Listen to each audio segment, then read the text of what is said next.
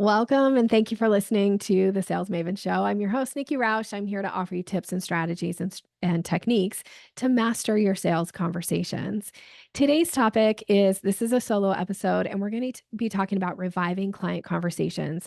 These are going to be some strategies. I'm going to share 3 strategies of how to engage and close more of those deals that have really never come to fruition, that maybe they've started, they've gotten somewhere, but you haven't actually been able to close them yet. So, and maybe some time has gone by, things happen, people have reasons of why they didn't buy or didn't make the decision. But what are the things that you can do to try to revive those and see if you can turn those into solid business, solid revenue? So, whether this is stuff that you're going to do before the end of the year, this is stuff you're going to do as you go and start the new year, or wherever you are when you're listening in your process. When you listen to this episode, maybe it's the quarter, maybe it's the month, whatever that is, these strategies will work for you. So I'm going to share 3 of them. And it's important that you do have some strategy around this because you do want to be able to revive deals, right? Like leads are not easy to come by for most of us, right? We need to try to maximize those leads that are coming into the door into our business in every possible way. So we don't want to just let them die without even trying to do something with them. Okay? So here's the first strategy that I want to share, and this is to identify and prioritize your warmest leads. These are the people who you've probably had some type of a consultation call with. They have shared a little bit about what it is that they're looking for. And you've even probably talked about ways to work together. Maybe you've even given them either an informal or a formal proposal about ways that you could work together. Maybe you guys have talked money, but they haven't actually closed yet. So, what is something that you can do to see if you can revive this? So my suggestion is that you make a list of these hot leads, right? These are your warmest. I like to call them hot, but you call them whatever you want. So again, these people need to have expressed interest in potentially hiring you, but haven't yet. Okay. So you're going to craft this list, and then you're going to do individual personalized messages to each person.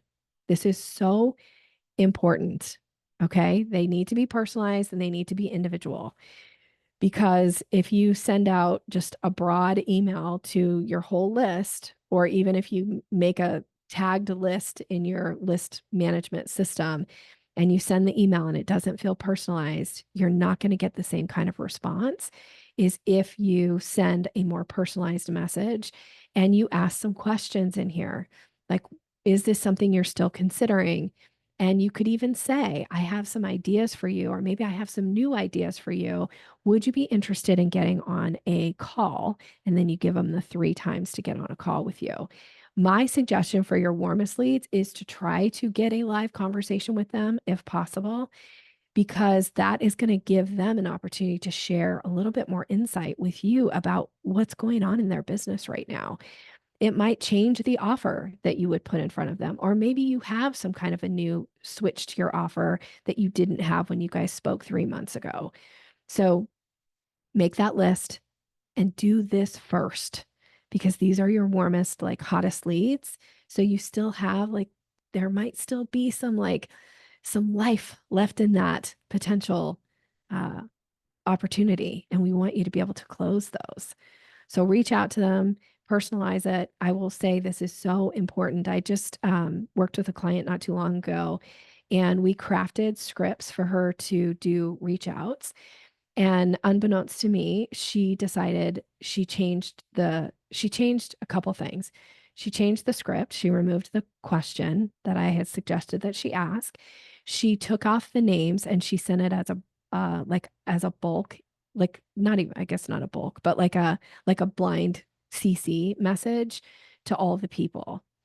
And and then she sent it to me after she had sent it out. And I was like, oh, okay, this doesn't feel personalized. You removed the question that I had suggested. And the end result was she got 0 responses.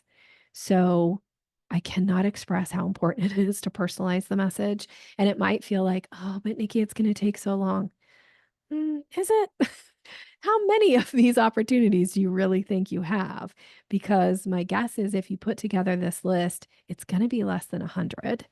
It's probably less than 50. And frankly, if it's less than 20, we're not even talking about an hour of your time. So, for an hour of your time, if you close one of those deals, what kind of revenue is that going to bring into the business? Like for some of us, it might be a couple $100. Sometimes, depending on what it is, it could be thousands of dollars into your business. Is it worth that, spending that hour to write personalized messages? I'm going to say it is. I'm going to support you and encourage you that it is. It's worth it to do that. So that's the first strategy. The second one is to create a list of like your lukewarm leads. Now, these might be people who have been on your email list for a while. Maybe they have taken part in something with you at some point, but maybe it's been a year, maybe it's been 2 years, maybe it's been 5. But let's see, is there any like life left in that opportunity? And if you do a reach out here, again, make sure that even if you're going to send it to a group from like a list from your list management, from your email server, if you're going to send it to a group, that you remember that the message should be written as if it is written to one reader. Okay. Because none of us read emails as a group. So when you say, hey, everyone, or, some of you expressed interest in blah, blah, blah. Now it sounds like you're talking to everyone. And when you talk to everyone, you talk to no one, because the individual reader is not sitting there with their friends going, oh, yeah, I remember when we, all downloaded this opt-in. Like, no, that never happens. I never read emails as a group, right? With people. So it should be written to the person. At some point, you expressed interest, right? If you're going to use that type of language. And then you want there to be a question. Now, here's one idea for a question. I'm actually going to give you a couple, but one idea for a question was you could say, what's something exciting you're planning in the next quarter or in the coming year or next month or whatever? And then you could say, here's something exciting going on in our business or in my business. And then you could have a sentence or two. Or if it's something where you say, like, we're focused specifically on, leadership trainings, and you could say such as bullet point, bullet point, bullet point, and then you could give kind of like a list of what those trainings would be, and then you're going to ask a follow-up question. Are any of these or something else interesting for you right now? Right? Like there's got to be some questions in this message. So that's one kind of idea to reach out to your kind of lukewarm leads, just to see, is there any opportunity that we could revive here? Now, I mentioned that you need to give like a bulleted list. And what I'm talking about there is giving a menu. If you've listened to the podcast before, you've probably heard me talk about giving a menu and how important it is, because it allows our brain to associate to what it is that, or it allows our brain to associate and make connections to something. So as the reader, we want their brain to be able to associate. So giving a menu is so important. Now, you maybe have heard me tell this story. I apologize in advance if you're like, okay, Nikki, I've heard you tell this 8,000 times. But if you're just hearing it for the second time, you probably need a refresher. And if you're hearing it for the first time, this hopefully will hit home for you. So the analogy I often give is, if you go into a sandwich shop, most sandwich shops, when you go up to the counter, they've got a board on the back wall, right? And it's like, here's all of our, meats and breads and toppings, and then here's our specialty sandwiches. They give you that because it allows your brain to go, oh, I want this specialty sandwich, or, oh, I'd like make my own sandwich. And then you can say to the person working the counter, this is what I want on my sandwich. And it makes the process go faster. That's why they give a menu, because it's easier for your brain. But if you go into a sandwich shop and they don't have the board, your brain wants to say, what kind of bread do you have? What kind of meat do you have? Right. And they're like, lady, we're a sandwich shop. Like, what do you think we have? No, their job is to make it easy for you to make decisions. Your job as the seller is always to make it easy for the buyer to make decisions. So this is why giving a menu when you're writing these types of messages can be crucial to whether or not people actually engage with your messages. So give them a menu. And then I always like to write I call this the or something else. So here's the second question that you could use or this is, I should say, this is an alternate question that you could use in your message. You could say, would you or someone you know benefit from, and then you could give the menu like bullet point, bullet point, bullet point. And then you could say, or something else in the coming year or in the next quarter, or however you want to frame this message. So if I was doing this in my business, I would say, would you or someone you know benefit from increasing their conversion, their consultations to 75% or more? Having scripts that they could share with their team so they have a cohesive message when reaching out to prospective clients. The third option that I might give as a bullet point would be training on how to engage people with questions in your messaging, right? And then I could say, or something else, dot, dot, dot. Now, again, I don't actually care if the person picks bullet point 1, 2, 3, or 4. What I care about is, do they actually respond to the message? Because if they do, now we're in a sales conversation or a potential one, and there's probably some opportunity to earn their business if they're engaging and responding like, actually, what we need help with right now, Nikki, is this, right? And that's what you want to be able to do with your prospective clients. This is how you revive your opportunities. Now, I cannot express enough how important it is that you ask questions in your emails. If you're looking at the messages that you're sending out and you're not getting responses, I would challenge you to go back and read them and say, how many questions am I asking the reader? Because more than likely, you're just talking at people. You're making statements. I mean, we all get these. I got like 4 of them this morning in my email where it's like people are reaching out, wanting my business and saying things like, I want to tell you about X, Y, and Z, and here's what my company does. And it's like, all you're doing is talking at me. You haven't engaged my brain at all. Like, delete. Or, hi, this is so and so from XYZ Corporation. It's like, that's not interesting to me, right? It needs to be interesting to the reader. So you want to ask questions. And this goes back to there's a term, it's called instinctive elaboration. Our brains are wired for questions. So to be successful at sales, you got to be a good question asker. And it's something that it's a skill that you want to build.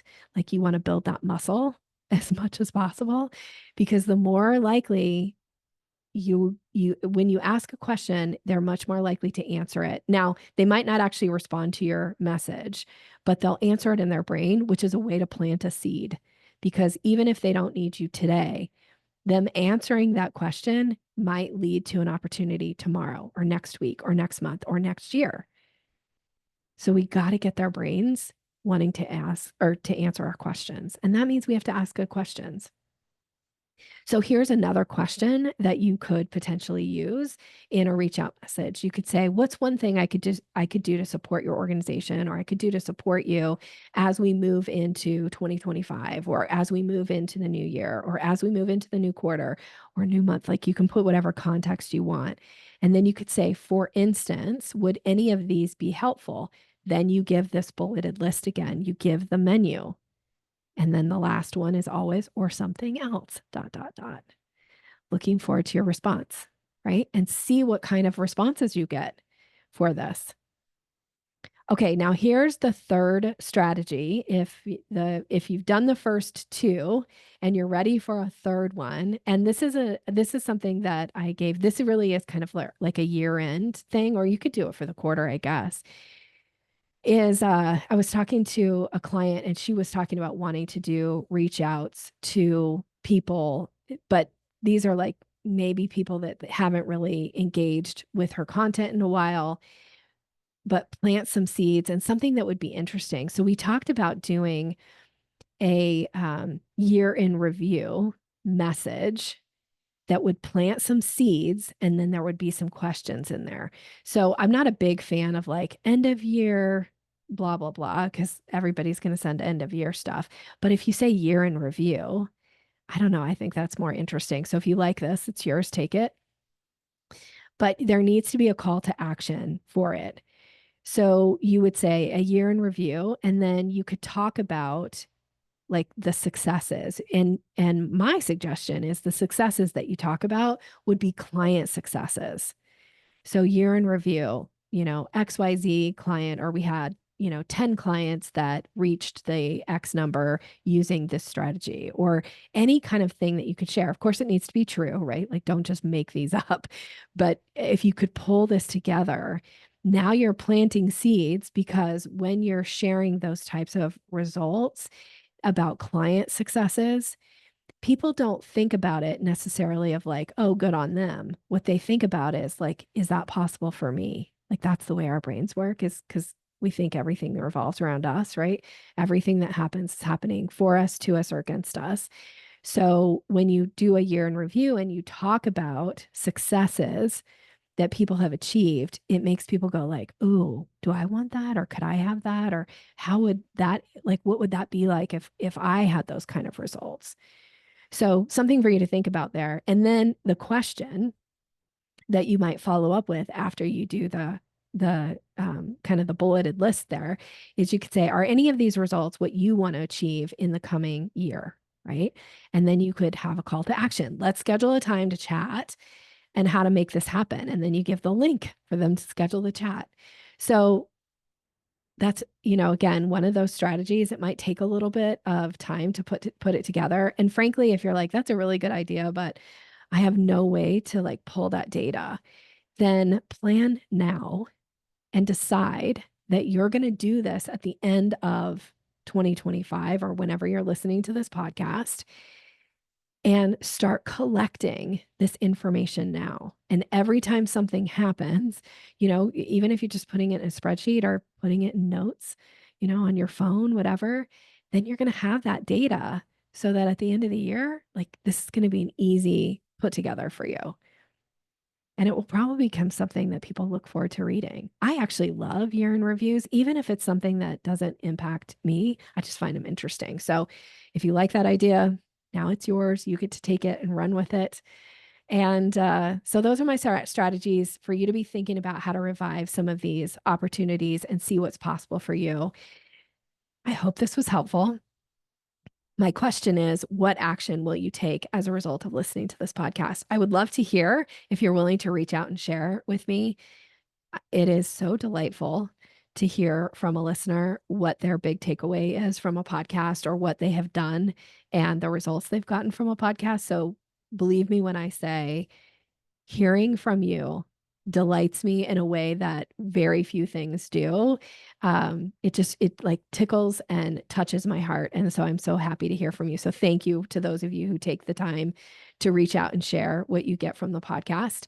And if you like this episode and you feel like somebody would benefit from it, please share it. That helps, people find their way to the content, and things that are going to make a difference in their bottom line. So I appreciate that as well. I am wishing you so much success in everything that you do. And thank you for listening. Have a great rest of your day.